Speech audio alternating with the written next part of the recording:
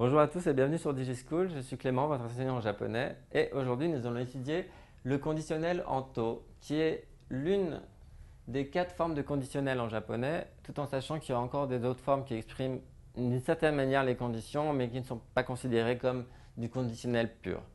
Alors, le conditionnel en to est le premier conditionnel que nous allons étudier.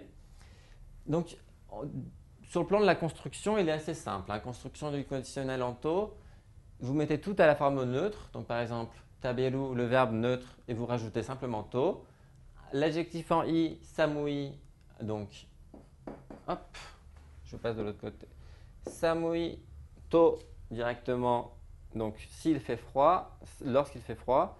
Shizuka, da, to, comme c'est un a adjectif et que c'est à la forme neutre, on met donc un des qu'on met en da. Et Fransujin, dato, exactement pareil que le précédent, on met da, pardon. Hop, on met da. Alors, l'utilisation. Il faut savoir que la particule to, dite conjonctive dans le cas présent, indique une condition entraînant une conséquence naturelle ou nécessaire. To indiquant les habitudes universelles ou répétitives. Alors, ça a l'air pas très clair pour l'instant, mais en fait, to, c'est une condition qu'on va dire pour des vérités générales. Vous allez voir à travers les exemples, il est souvent utilisé, par exemple, lorsqu'il neige, il fait froid. S'il pleut, mes vêtements vont être mouillés. Des choses, les vêtements sont mouillés. Des choses, voilà, des habitudes universelles ou répétitives. Ainsi, donc c'est pour ces raisons que vous ne pouvez pas utiliser le conditionnel en to, donc cette forme, dans des expressions comportant un jugement tel que la volonté, donc par exemple oshi ou tai, l'ordre shite kudasai, la demande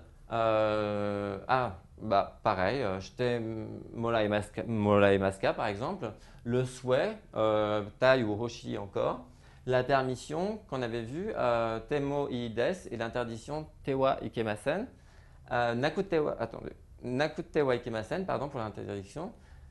Donc toutes ces formes-là ne peuvent pas être utilisées avec un to. Le to, ça va être une vérité générale sous conditionnel. Donc pour une meilleure compréhension, parce que je comprends effectivement que c'est un peu complexe, nous vous proposons les illustrations suivantes. Ainsi, donc le to pour une condition universelle, comme dans haru ga kuru to hana ga sakimasu. Pardon. Donc, lorsque le printemps arrive, les fleurs fleurissent. Oups. Donc, c'est une vérité générale. Évidemment, on peut nuancer en disant que certaines fleurs ne fleurissent pas au printemps, mais bon, c'est pour expliquer qu'en fait, dans ce cas-là, comme c'est une condition universelle, on utilise le to uniquement. On peut utiliser le to pour une habitude ou une répétition. Par exemple, quelqu'un qui est malade, dans ce cas-là, là c'est sakana, le poisson, o taberu to, si je mange du poisson, byoki, prolongement du yo, du bio, byoki ni naru. En fait, la personne signifie dès que je mange du poisson, je suis malade.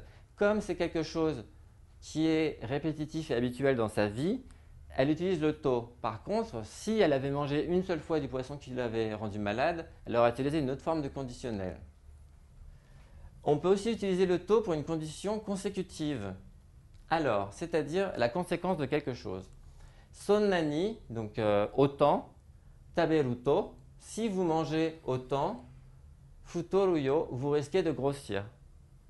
Donc, comme c'est, une fois de plus, dans les faits, ça semble être une vérité générale, parce qu'évidemment, à part un cas particulier, plus on mange, plus on prend du poids. Donc, la personne qui dit ça peut aussi utiliser le to, où on peut le retrouver à l'écrit aussi.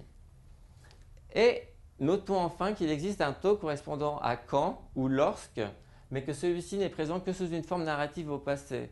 En fait, vous pouvez retrouver du to au conditionnel, mais voilà, lorsqu'il correspond vraiment à un temporel, c'est vraiment un style, c'est quelque chose qu'on retrouve chez Soseki par exemple ou chez des auteurs plus classiques, vraiment.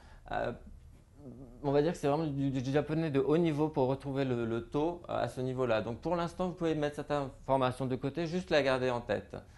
Mais c'est très important pour ces trois formes que vous retenez vraiment les raisons pour lesquelles on utilise les conditions en taux. Voici pour le conditionnel en taux. Je sais que ça fait beaucoup d'informations pour un seul conditionnel dans la mesure où il y en aura d'autres. Je vous souhaite en tout cas, j'espère que ça aura été un peu plus clair et je vous souhaite un très bon apprentissage et je vous dis à très bientôt sur Digischool.